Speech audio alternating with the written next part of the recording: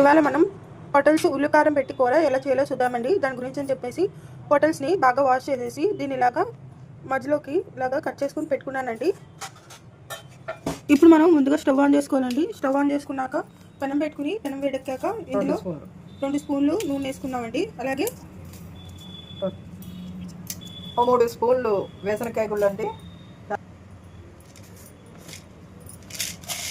శనగపప్పు 2 స్పూన్లు అండి, చిన్న స్పూన్తో 2 స్పూన్లు, అలాగే మినపప్పు 2 స్పూన్లు.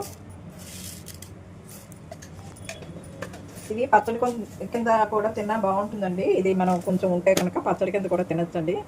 అలాగే ధనియాలండి, జీలకర్ర అండి, 1 స్పూను జీలకర్ర అండి, అలాగా వేసేసుకోండి. ఇప్పుడు ఇవన్నీ కూడా వేయించుకోవాలండి. కొంచెం ఎర్రగా అయ్యేంత వరకు సిమ్లో పెట్టుకుని వేయించుకోండి. ఎందుకంటే మనం వేసనకాయ గుళ్ళు వేసుకున్నాం కదా, అవి కూడా చక్కగా వేగాలండి. ఇప్పుడు ఇవి వేగాయండి, కొంచెం వేగాలండి ఇంకాను. ఇప్పుడు మనం ఇందులో మిరపకాయలు వేసుకోవాలండి. మిరపకాయలు వేసుకుని మిరపకాయలు కూడా వేయించేసుకోవాలి.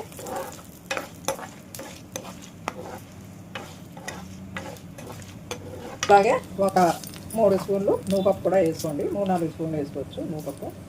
ఇవన్నీ వేయించుకోనండి.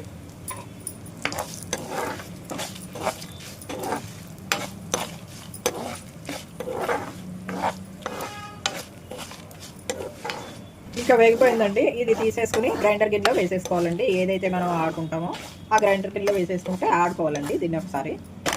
అంతకన్నా ముందు చల్లార్చుకోవాలండి. దీన్ని 2 మీడియం సైజ్ ఉల్లిపాయలు తీసుకుని ఇలాగా ముక్కల కింద కట్ చేసుకుని మిక్సీ జార్లో వేసుకోవాలండి. అలాగే కొంచెం జీడిపప్పు వేసుకున్నానండి ఇందులో. ఇదిగోండి టమాటోలు 3 మీడియం సైజ్ టమాటోలు తీసుకుని ఇలాగా 4 కట్ చేసుకుని మిక్సీ జార్లో వేసేసుకోవాలండి. ఇప్పుడు మనం ధనియాల పౌడర్ అండి, ఒక 3 స్పూన్లు వేసుకోండి ఇందులో.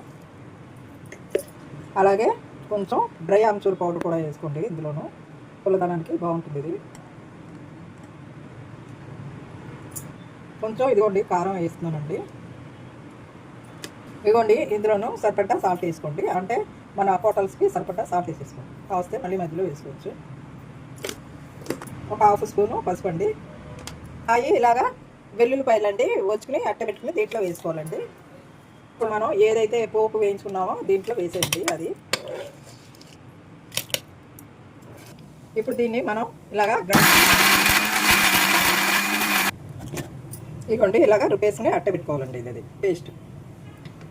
ముందుగా స్టవ్ ఆన్ చేసుకోవాలండి. స్టవ్ ఆన్ చేసుకుని పెనం పెట్టుకుని పెనం వేడెక్కాక ఒక 2-3 స్పూన్లు ఆయిల్ వేసుకోవాలండి. ఈ ఆయిల్లో మనం 1 స్పూను జీలకర్ర వేసుకుందామండి. అలాగే దాంతోపాటు 1/2 స్పూను ఆవాలండి, కొంచెం ఇంగువండి.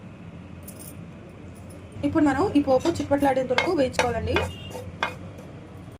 ఇదిగోండి మీ పోపు చిట్పట్లాడడం మొదలెట్టిందండి. మీ పోపు రెడీ అయిపోయిందండి.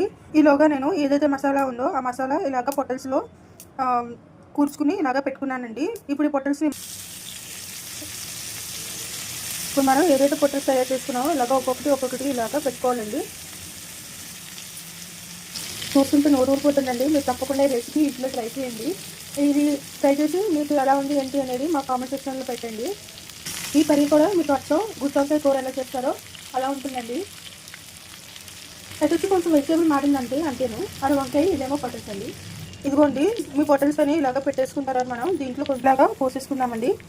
పోసేసుకుని దీన్ని ఉడికించుకుందామండి. మూత పెట్టుకుని ఇలాగా మూత పెట్టుకుని ఉడికించుకుందామండి. చూసారు కదండి మీ కూర రెడీ అయిపోయిందండి, పొటల్స్ కూర. సో ఇదండి నాటి వీడియో. ఈ వీడియో కనుక మీకు నచ్చినట్లయితే లైక్ చేయండి, షేర్ చేయండి, కామెంట్ చేయండి, అలాగే సబ్స్క్రైబ్ కూడా చేయండి. మరిన్ని వీడియోలు కావాలంటే బెల్ ఐకాన్ని నొక్కండి. Until then see you in the next video. Thanks for watching. ఇలాంటి హెల్తీ రెసిపీస్ కోసం మా ఛానల్ని సబ్స్క్రైబ్ చేసుకుని ఉంచండి. మేము ఇలాంటి కొత్త రెసిపీలు మీ ముందుకు తీసుకొస్తామండి. Until then see you in the next video.